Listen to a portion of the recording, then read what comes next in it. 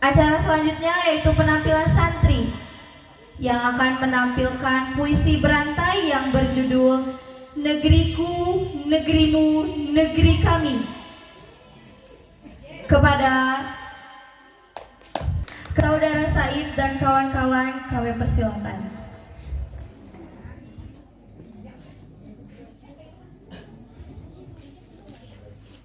Assalamualaikum warahmatullahi wabarakatuh. Para pendengar yang baik hati dan tidak jujur, maksudnya yang jujur. Alhamdulillah, kita semua masih bisa menghirup udara kemerdekaan di tahun 2024 ini. Kalau tidak salah, usia negara yang kita cintai ini genap berusia 79 tahun. Genap ganjil kali. Maksudnya, usianya yang genap berusia 79 tahun. Ganjil, Genap, ganjil, genap. ganjil. Dasar ijazah palsu. Udah gak usah ribut, mari kita dengar berita keperkasaan. Berita pertama, datangnya dari negara baru, yaitu Nusantara Baru. Berita selengkapnya, Presiden Negara Nusantara Baru kemarin, tepatnya tanggal 26 Juli 2024, resmi menandatangani Undang-Undang Nomor 28 Tahun 2024 tentang pemberian alat kontrasepsi bagi pelajar. Undang-undang ini tentu disambut gembira oleh para pelajar yang mulai SD, SMP, dan SMA, terutama pelajar putri. Dengan Undang-Undang 28 ini, para pelajar putri akan diberi cuma-cuma alias gratis. Asik, gratis. Undang-undang ini bertujuan meminimalisir kehamilan di kalangan pelajar. Wah, bagus tuh. Akhirnya kita bebas bergaul dengan lawan jenis. Hahaha. Kita bebas, kita aman. Hilang rasa takut, lenyap rasa was-was. Alat kontrasepsi dibagi gratis. Terima kasih Bapak Presiden Nusantara Baru atas hadiah kemerdekaannya. Hadiahmu sungguh sangat menyenangkan. Hadiahmu sungguh sangat menggairahkan. Pak Presiden, kami bangga punya presiden sepertimu.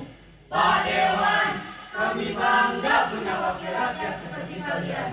Undang-undang yang kalian buat ini adalah harapan masa depan kami. Nusantara Baru, negeri impian kami. Nusantara Baru, ideologi baru. Hahaha. Kita bebas, bebas pesta pora, bebas pesta seks, bebas judi, bebas miras. Stop, hentikan ocehan kalian. Kalian tak punya otak. Di mana akal sehat kalian? Di mana akal hidayah kalian? Pendidikan moral kalian. Sadarlah kalian, jangan kalian pelihara kebodohan kalian. Ya Allah, Ya Ghafur, Ya Rahman. Kenapa anak-anak bangsa ini? Kenapa bangsa ini jadi begini? Kenapa bangsa ini rusak? Kenapa anak-anak kami bejat akhlaknya? Wahai anak-anak bangsa, istighfar, taubat kalian semua. Astagfirullahaladzim. Astagfirullahaladzim. Astagfirullahaladzim. Ya Allah, ampuni kami. Ya,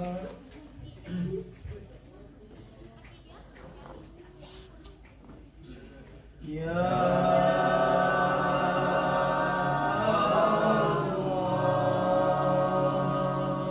Ya Allah.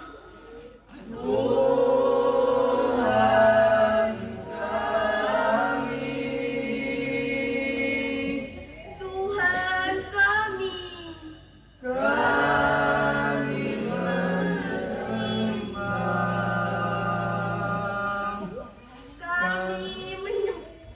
Kami menyembah.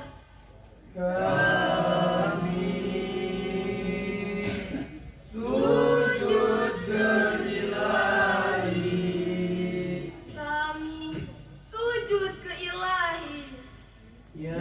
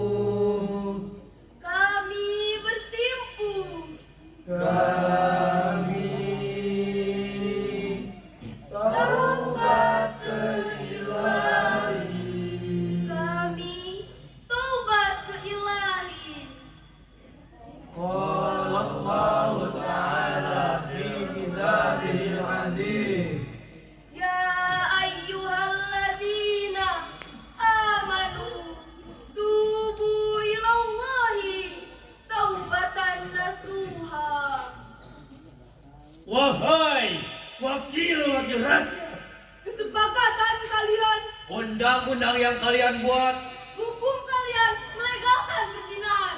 Undang-Undang 28 sungguh amat menyesatkan. kalian kami pilih, Kalian kami gaji, kalian kami beri mandat. kalian kami bawa suara kami. Undang-Undang 28 bukan suara rakyat. Undang-Undang 28 bukan suara umat. Undang-Undang 28 tidak Pancasilais. Undang-Undang 28 ideologi komunis. Undang-Undang 28 suara iblis. Bapak Presiden tanda tangan Undang-Undang 28 bertentangan dengan nilai-nilai luhur Pancasila.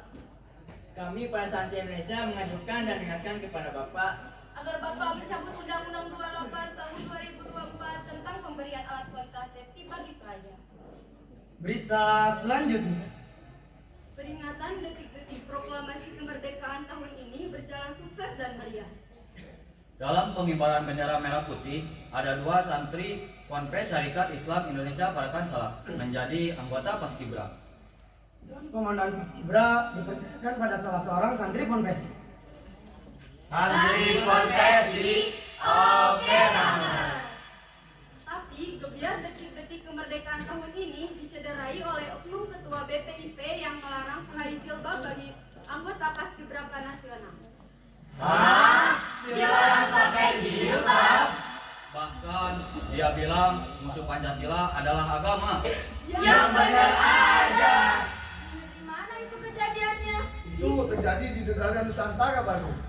Oh, Untung bukan di negara kita. Coba kalau di negara kita Indonesia maju, pasti oknumnya udah dipecat. negeriku, Negerimu, negeri kami, Negaraku. negaramu.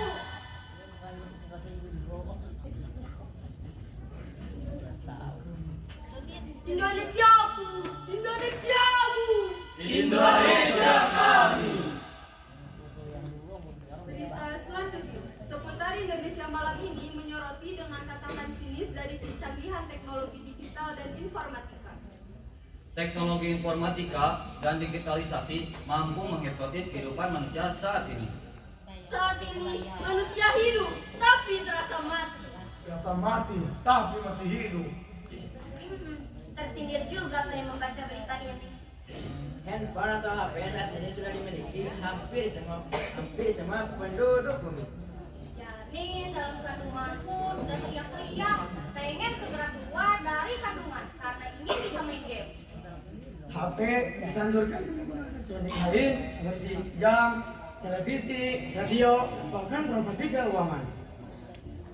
HP, kau rusak tatanan silaturahmi kami. HP, kau rusak pendidikan kami. HP, kau rusak tatanan sosial kami.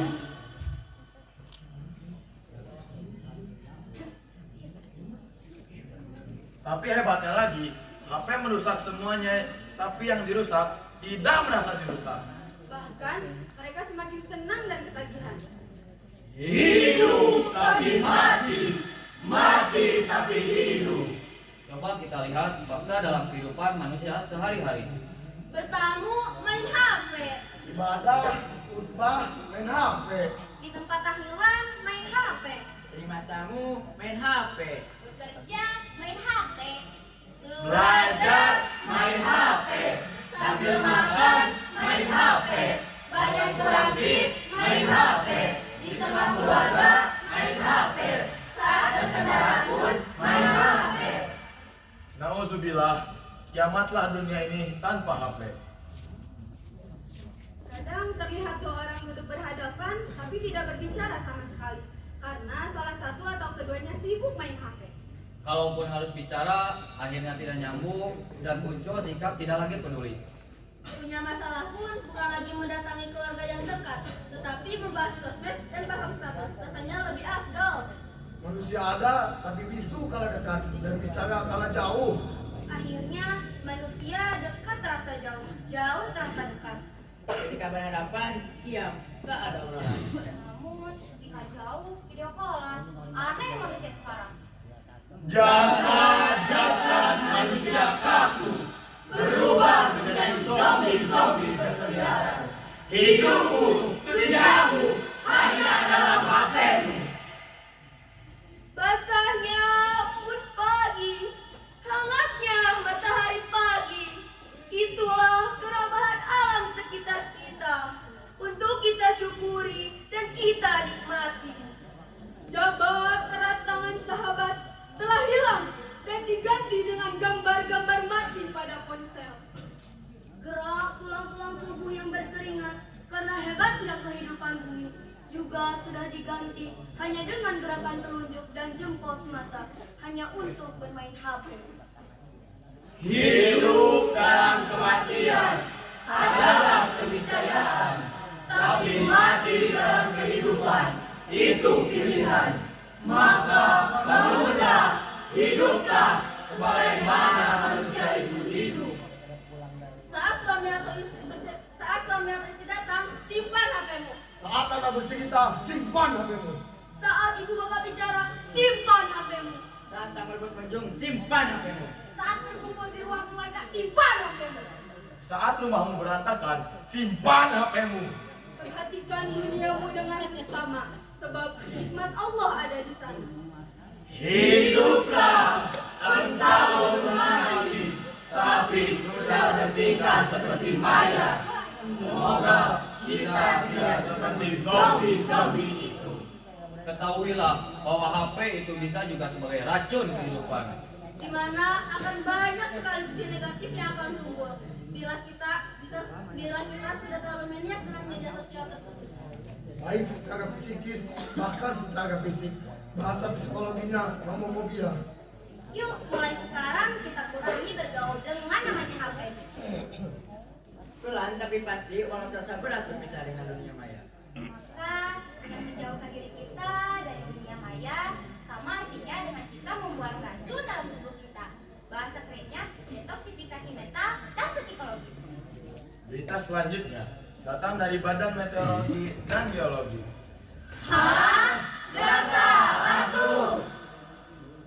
Badan Meteorologi, Klimatologi, dan Geofisika atau disingkat BMKG menyampaikan info cuaca ekstrim di beberapa wilayah di seluruh Indonesia. Angin panas dan dingin disertai dengan hujan rintik-rintik bertiup dari arah barat daya menuju tenggara, Kepulauan Seribu.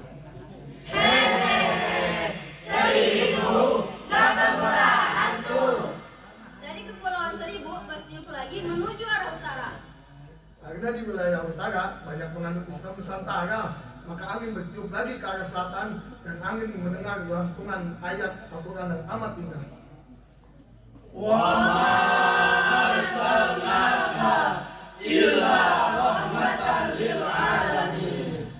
Dan aku tidak mengutusmu Muhammad kecuali jadi rahmat bagi alam semesta. Islam hadir untuk semua bangsa. Islam hadir untuk semua suku. Islam hadir untuk semua etnis. Jangan kau kerdilkan Islam. Jangan kau bonsai syariat Islam. Islam itu penuh, sepenuh asas. Islam itu luas, seluas syariat. Indonesiaku, Indonesiamu. Indonesia kami. Indonesia adalah negara yang penduduk muslimnya paling besar di dunia. Islam penduduk mayoritas di negeriku. Tapi aneh, mayoritas tapi perlakuan minoritas. Wahai kaum muslimin, bangun, bergerak menuju Islam mulia. Bangun. Sesampainya di selatan, sang angin kaget melihat LGBT lagi melangsungkan acara pernikahan sejenis. Karena takut kebakaran dosanya, maka angin pun bertiup lagi ke arah timur Pulau Jawa. Tiba di arah timur, angin melihat ombak besar bergelombang tinggi. Karena takut silang tsunami, angin pun bertiup lagi ke arah negara ke barat-baratan. Tiba di tenggara, sang angin pun terberalap melihat ada gereja diisi oleh kaum muslimin yang berjilbab dan bersorban serta dikawal ketat oleh para satgas gereja. Padahal di gereja lagi ada acara kenaikan Isa Masih. Hal ini dilakukan dengan alasan toleransi beragama. Wah, kalau begini bisa-bisa banyak orang Islam pergi ke gereja nih. Wahai kaum muslimin, jangan kau rusak syariat Islam. Wahai kaum muslimin, jangan kau cari-cari kalamullah. Wahai kaum muslimin, jangan kau nistakan agama ini. Stop! Hentikan! Ilmumu tak berguna. Prinsipmu merusak akidah. Sang angin pun pergi lagi karena muak dengan Zizi melihat praktek toleransi beragama yang salah kaprah. Angin pun bertiup lagi menuju arah yang gak jelas arahnya. Karena kuningan capek, sebab di semua tempat semarak dengan maksiat. Akhirnya, karena kecapean, sang angin pun istirahat sejenak dan mampir di warung kopi untuk beristirahat. Tak terasa, sang angin pun sampai ketiduran di warung kopi. Karena sang angin ketiduran sejenak, ternyata berdampak buruk bagi sistem penerbangan. Sehingga banyak pesawat yang mogok di tengah penerbangannya karena tidak ada udara yang bergerak. Dengan terpaksa, para penumpang pun pada turun-turun untuk mendorongnya. Waduh, gimana dorong dan turunnya tuh para penumpang dari pesawat? Tiba-tiba sang angin pun terbangun oleh namanya orang yang turun dari pesawat. Maka sang angin pun bertiup kembali dengan kencang.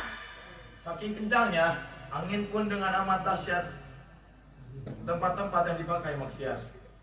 Angin menyapunya tanpa belas kasihan. Ada angin badai, ada angin puting beliung, dan ada angin tornado. Wahai manusia, murka Allah akan tiba. Wahai manusia, kesombonganmu, ketamakanmu mengundang murkanya. Wahai manusia, bertobatlah selagi masih terbuka pintu taubat. Wahai manusia, segera sibukkan dirimu dalam taat kepada Allah. Dengan berserah diri zahir batin secara utuh pada Allah, maka hidup kita akan diselamatkan oleh Allah. Berita selanjutnya seputar Pondok Pesantren Syarikat Islam Indonesia Parakan Salam. Berita selengkapnya. Presiden Lajnah Tanfidiyah Syarikat Islam Indonesia setahun yang lalu pada acara Halal Bihalal menyampaikan harapannya. Menurut Presiden, bahwa Pondok Pesantren Syarikat Islam Indonesia ini adalah pondok pesantren pertama di Indonesia yang menggunakan nama induk organisasi, yaitu Syarikat Islam Indonesia. Wow, menakjubkan. Mana dong tepuk tangannya? Harapan Presiden Lajnah Tanfidiyah dalam sambutannya menyampaikan bahwa Pondok Pesantren Syarikat Islam Indonesia ini harus menjadi kader-kader militan Syarikat Islam Indonesia yang dilakukan oleh keilmuannya dengan menguasai pan-pan ilmu seperti Tafsir dan ilmu tafsir, Hadis dan ilmu hadis, Kitab-kitab kuning menjadi santapan santri sehari-hari. Ilmu nahu dan sorof, Dari mulai Jurumiyah, Imriti, Mutamimah, dan Alfiyah. Makan Bina, Kailani, dan Yakulu. Salah Maimuniyah, Sarah Hikam, Kitab Jalalain, Riyadus Sholihin, Ulugul Mabdi. Johan Makmun, Selamat Munawroh, atau Irmanti. Dan banyak lagi yang lainnya. tapi dalam Quran juga ada loh. Pokoknya, Bapak Ibu sekalian tidak akan menyesal memasukkan putra-putrinya di ponpes ini. Ayo hadir, jangan ketinggalan, segera daftarkan. Pokoknya, jadi santri itu asik. Hati santri selalu senang. tiap hari selalu ada pesan ilmu. Santri pantang mengeluh. Pagi sarapan, siang makan, malam tidur. Hei, kapan ngajinya? Dasar pemalas. Pagi sekolah, zuhur ekstrakurikuler, asar sampai malam mengaji, baru tidur. Santri takkan pulang tanpa membawa ilmu. Santri tak kembali sebelum bisa ngaji. Makanya, kau ngaji sekali lagi